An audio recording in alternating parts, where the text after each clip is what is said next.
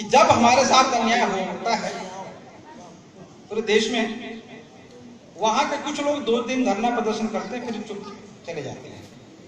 फिर जितने भी बदमाश लोग हैं वो कभी भी झुकते नहीं।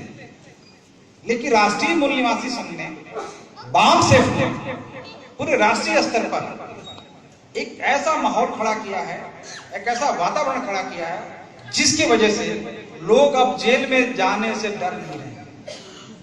ये बड़ी ताकत, बड़ी उसके साथ में बोल रहा हूं कि अब लोग जेल में जाने से डर नहीं रहे, अब हौसला बुलंद हो रहा है। और जिस दिन सोई हुई कौम का हौसला बुलंद होने लगता है साथियों, उस दिन से इतिहास अपना चैप्टर जो है, कहते हैं इतिहास अपना नया अध्याय, अपना नया पाठ जो है लिखने की तैयारी करता है।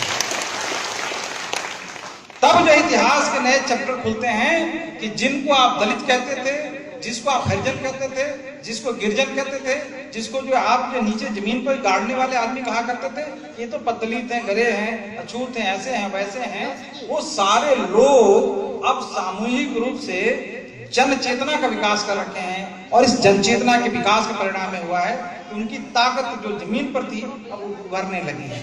इस उभार को, इस उठाव को इतिहास में जगह मिल रहा है और हम जो है धीरे धीरे करके एक के बाद एक अपनी जंग जीत रहे हैं।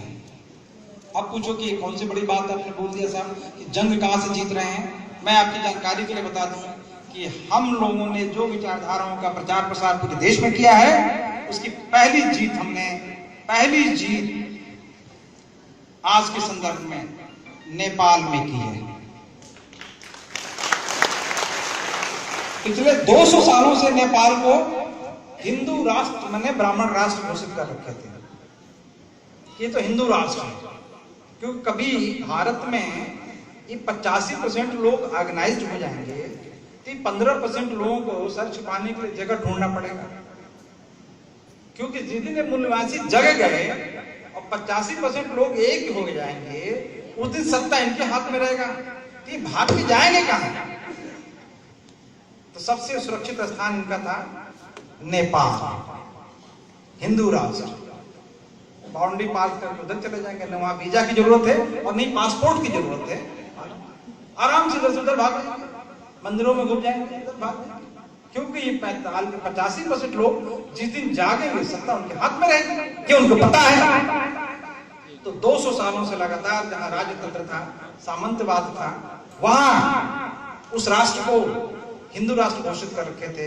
साथियों, आपकी जानकारी के लिए बता दूं कि कॉन्स्टिट्यूएंट, जहां संविधान लिखने वाली लड़की अपनी लड़की थी, उसका नाम है कृष्णा पेरियार।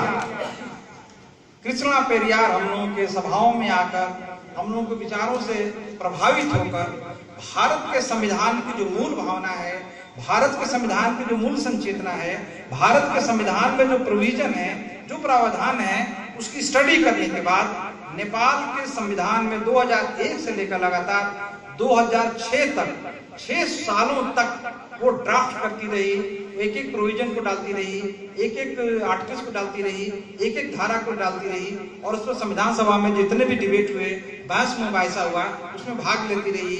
और इस बात पर जो है मामला अटक गया था कि नेपाल को हिंदू राष्ट्र घोषित किया जाए कि नहीं।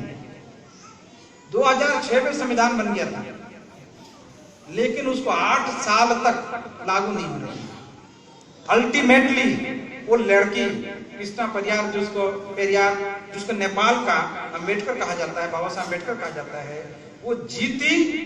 इसका मतलब ये हुआ कि हम लोग जीते, बामसेफ और राष्ट्रीय मूल निवासी संघ की विचारधारा जीती, और हम जो है कामयाब हुए नेपाल को एक धर्मनिरपेक्ष सेकुलर राष्ट्र बनाने में। ये हमारी जीत है। जिंदाबाद जिंदाबाद, संविधान बचाओ,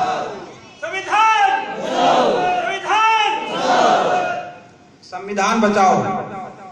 आज से 5 साल पहले गांधीनगर में हम लोगों ने एक सम्मेलन की थी, और वहां हम लोगों ने एनालिसिस की, विश्लेषण किया कि भारत में 8 या 10% लोग जो है इतना विकास कर गए, चाहे जोधपुर हो, जयपुर हो, बॉम्बे हो, दिल्ली